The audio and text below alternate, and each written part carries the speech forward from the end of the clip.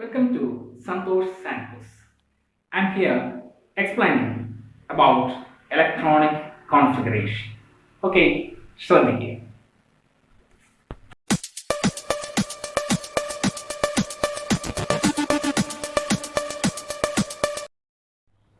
ഇവിടെ ഒന്ന് ശ്രദ്ധിച്ചേ.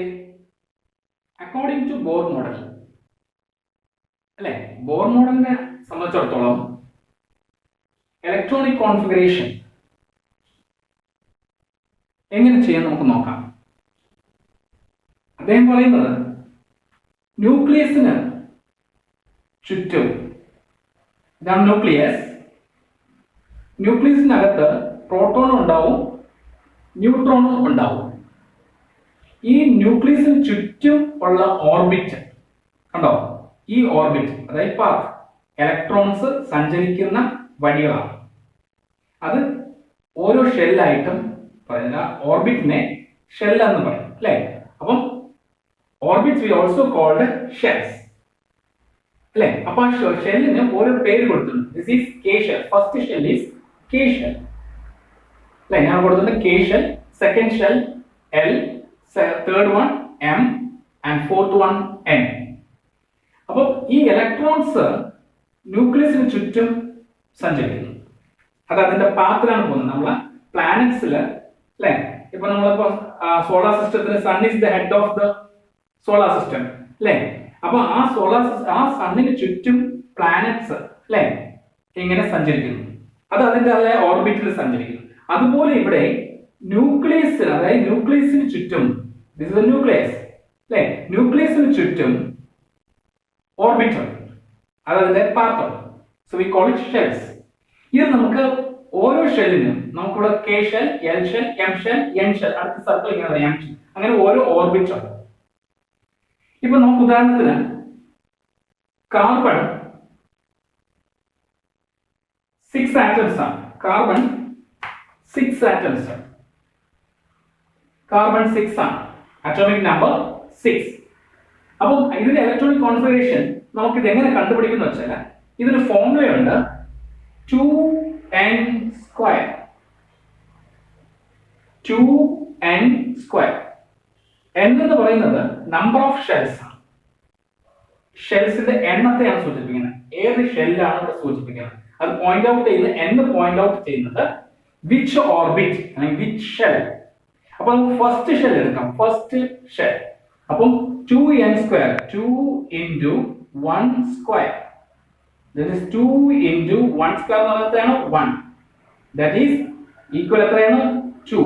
അപ്പോൾ ഫസ്റ്റ് ഷെല്ലില് എത്ര ഇലക്ട്രോൺസ് അക്കോമഡേറ്റ് ചെയ്യാൻ പറ്റത്തുള്ളൂ? 2 ഇലക്ട്രോൺസ് അല്ലേ. അപ്പോൾ this is 1 and this is 2. അപ്പം ഇതിൽ കാർബൺ നടത്തുമ്പോൾ 6 ആണ് atomic number. 6 electrons are there. So 2 electrons be given ആണ് അല്ലേ. ഇനി അടുത്ത എത്ര ഇലക്ട്രോൺസ് ബാക്കിയുണ്ട്? 6ൽ 2 പോയി കഴിഞ്ഞാൽ 4 electrons are there അല്ലേ. 2 എടുത്ത് കഴിഞ്ഞു, അപ്പൊ 4. അപ്പൊ കാർബണിന്റെ ഇലക്ട്രോണിക് കോൺഫിഗറേഷൻ എന്ന് പറയുന്നത് 2 4. അപ്പൊ ഇത് 4 എന്ന് പറയുന്നത് എങ്ങനെ കിട്ടും നമുക്ക് നോക്കാം. സെക്കൻഡ് ഷെൽ ആണ് അല്ലെ. സെക്കൻഡ് ഷെൽ എന്ന് പറയുന്നത് 2n square formula. That is second shell, that is 2 into രണ്ടാമത്തെ ഷെൽ. ഫസ്റ്റ് ഷെല്ലിന് നമ്മൾ 1 എന്ന് കൊടുത്തു. ഇനി ഈ എന്നിന് നമ്മൾ സബ്സ്റ്റിറ്റ്യൂട്ട് ചെയ്യുന്നത് 2 എന്നാണ് അല്ലെ. അതെന്താണ് ഈ 2 ഉദ്ദേശിക്കുന്നത്? Second shell, that is L shell, 2 square. അപ്പം 2 into 2 സ്ക്വയർ എത്രയാണ്? 4. മാക്സിമം അക്കോമഡേറ്റഡ് നമ്പർ എത്രയായിരിക്കും? 8 ആണ്. പക്ഷെ നമുക്ക് ഇവിടെ 8 ഇല്ല, 6 ഉള്ളൂ. അപ്പൊ 2 4 ഇലക്ട്രോൺസ് കൊടുക്കാം സെക്കൻഡ് ഷെൽ അല്ലേ. This is L shell. 1 2 and 3 4.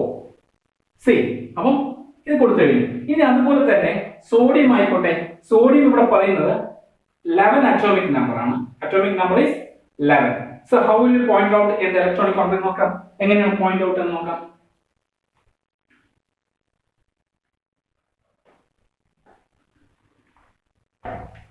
See, ഇതിപ്പോ ഓർബിറ്റ് ആണ്. അപ്പൊ ഇതിൽ സോഡിയത്തിന് എങ്ങനെയാണ് ഇലക്ട്രോണിക് കോൺഫിഗറേഷൻ? ഇപ്പൊ ഫസ്റ്റ് ഷെല്ലിൽ 2, സെക്കൻഡ് ഷെല്ലിൽ 8 ആണ്. അപ്പൊ ഫസ്റ്റ് സോഡിയത്തിന് കെ ഷെല്ലിൽ 2 അക്കോമഡേറ്റ് ചെയ്യാൻ പറ്റത്തുള്ളൂ. സെക്കൻഡ് ഷെൽ എത്രയാണ്? 8. Second shell 8. അപ്പൊ തന്നെ എത്രയായി? 8 + 2 10 ആയി. ഇനി remaining how much are there? 11 electrons are there. 11 minus 10, 1.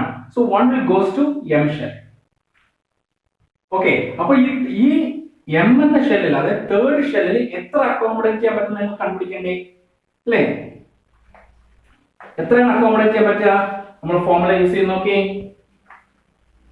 2n square. 2, that is third shell.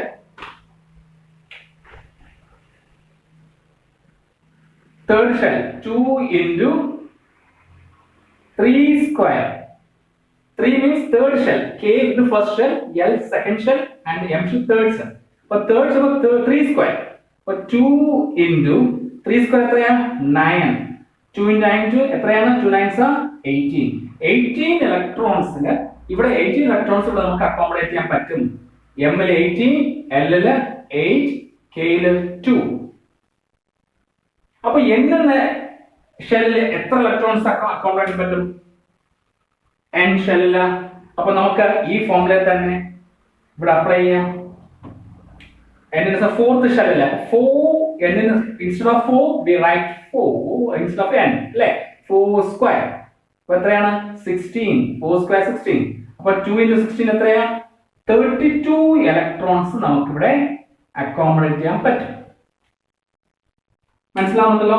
അപ്പൊ നമുക്ക് ഇവിടെ ഈ സർക്കിൾ ഇപ്പൊ നമ്മൾ ഇവിടെ ഈ ഫിഗറിൽ നമുക്ക് എങ്ങനെ കൊടുക്കാൻ നോക്കാം. സോഡിയം 281 ആണ്. അപ്പോൾ ഫസ്റ്റ് ഹിയർ അല്ലേ? ഇവിടെ 2, അടുത്തതോ 8 എണ്ണം അല്ലേ?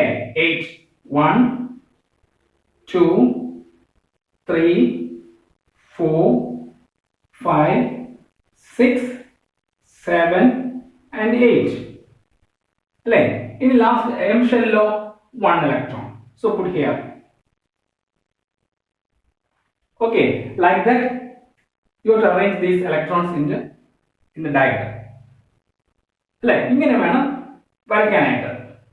ഓക്കെ, അപ്പൊ അങ്ങനെ ഓരോ ഷെൽ മെഗ്നീഷ്യം ആണ് എന്താണെന്ന് പറഞ്ഞിരിക്കുന്നത് 2 electrons. then എത്ര വരുന്നത് നമുക്ക് നോക്കാം. മെഗ്നീഷ്യം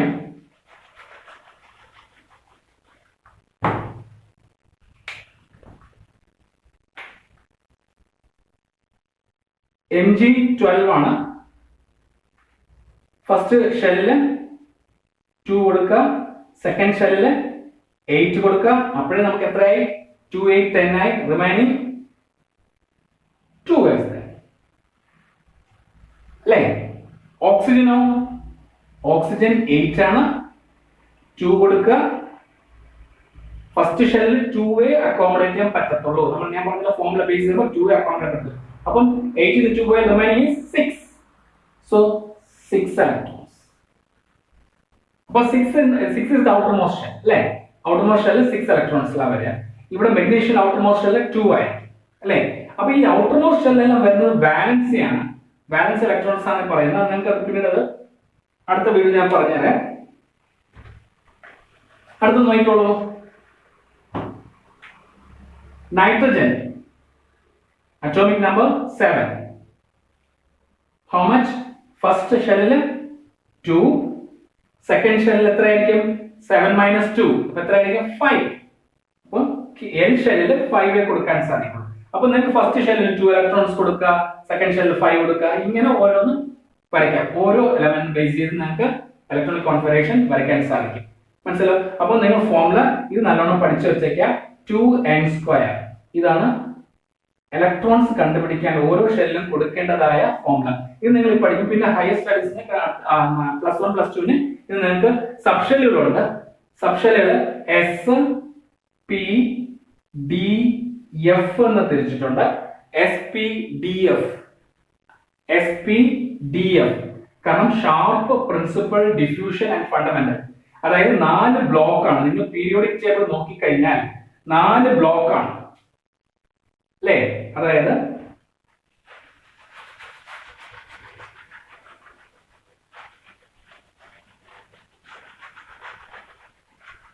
ഞാൻ റഫായിട്ട് ആ ഫിഗർ വരയ്ക്കാം. നിങ്ങൾ പീരിയോഡിക് ടേബിൾ ഇങ്ങനെയായിരിക്കും കാണുന്നത്.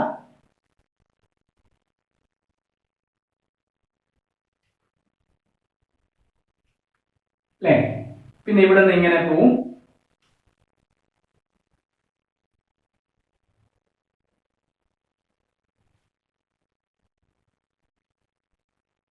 കണ്ടല്ലോ, ഈ രീതിയിൽ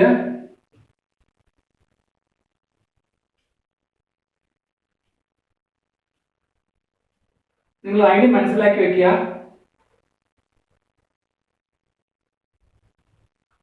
പിന്നെ ഇവിടെ ലാസ്റ്റ് ഇവിടെ ഒരു ബ്ലോക്ക് കാണും.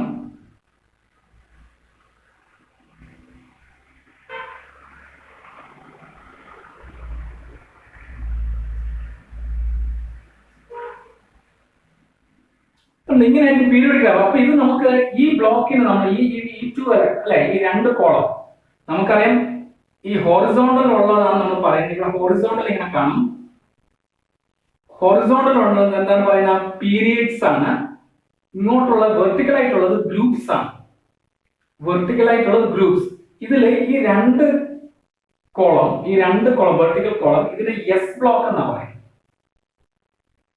ഇവിടെ ഒരു 6 കാണും അല്ലെ, 6 കോളംസ്, ദാറ്റ് ഈസ് പി.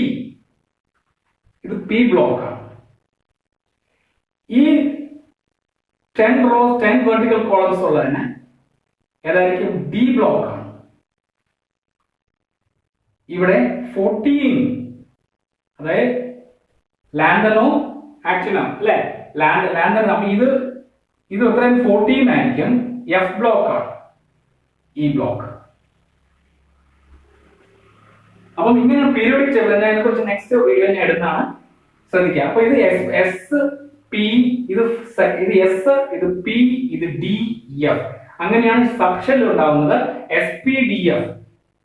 എസിന് നമ്മൾ സബ്ഷെൽ എന്താണെന്ന് പറയും, മെയിൻ ആയിട്ടുള്ള ഡിനോട്ട് ചെയ്യുന്നത് അബ്രിവേറ്റ് ചെയ്യുമ്പോൾ sharp, S for sharp, P for principle, D for diffusion and F for fundamental. നിങ്ങൾ ആദ്യം ബേസ് പഠിക്കുന്നത് K shell, L shell, M shell എന്നാണ്. നിങ്ങൾ അതിന് ഇലക്ട്രോണിക് കോൺഫിഗറേഷൻ ചെയ്ത് അത് മനസ്സിലാക്കിയതിനു ശേഷം നമുക്കിനി തേർഡ് ഷെൽ നോക്കി എത്രയാണ് 18 ഇവിടെ ഇലക്ട്രോൺസ് അക്കോമഡേറ്റ്. ഇവിടെ 18 കൊടുക്കാൻ പറ്റത്തില്ല, ചില എലിമെന്റ്സിന് 18 അക്കോമഡേറ്റ് ചെയ്യാൻ പറ്റത്തില്ല, ചില റൂൾസ് ഉണ്ട്. അതായത് third shell onwards there is some rules are there. അല്ലെ, നമുക്കറിയാം ഇങ്ങോട്ടുള്ള ഈ ലാസ്റ്റിലുള്ളത് ഇത്രയും എന്തായിരിക്കും, ലാസ്റ്റിലുള്ളത് നോബിൾ ഗ്യാസ് ആയിരിക്കും, ഇനർട്ട് ഗ്യാസസ് അല്ലെ.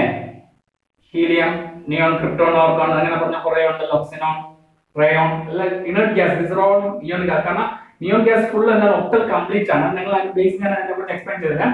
ഇപ്പൊ ഇത്രയും നിങ്ങൾ ബേസ് മനസ്സിലാക്കി വെക്കുക. K shell, L shell, M shell എത്രയാണ് ഇലക്ട്രോൺസ് അക്കോമഡേറ്റ് ചെയ്യാൻ പറ്റുന്നത്, കുറച്ച് ഡീറ്റെയിൽ നെക്സ്റ്റ് വീഡിയോയിൽ ഞാൻ ഇടുന്നതായിരിക്കും. ഓക്കെ, ശ്രദ്ധിക്കുക. ഓരോന്നും നിങ്ങൾ എങ്ങനെയൊക്കെയാണ് ഇത് ഫോമുല ബേസ് ചെയ്ത് ഓർബിറ്റിൽ എങ്ങനെ അക്കോമഡേറ്റ് ചെയ്യാൻ പറ്റും, ആ ഷെല്ലിൽ എങ്ങനെയാണ് ഇലക്ട്രോൺസ് അക്കോമഡേറ്റ് ചെയ്യാൻ പറ്റുക എന്നുള്ളത് ശ്രദ്ധിച്ച് നിങ്ങൾക്ക് ചെയ്യാനേ ഉള്ളൂ. ഓക്കെ, മനസ്സിലായല്ലോ.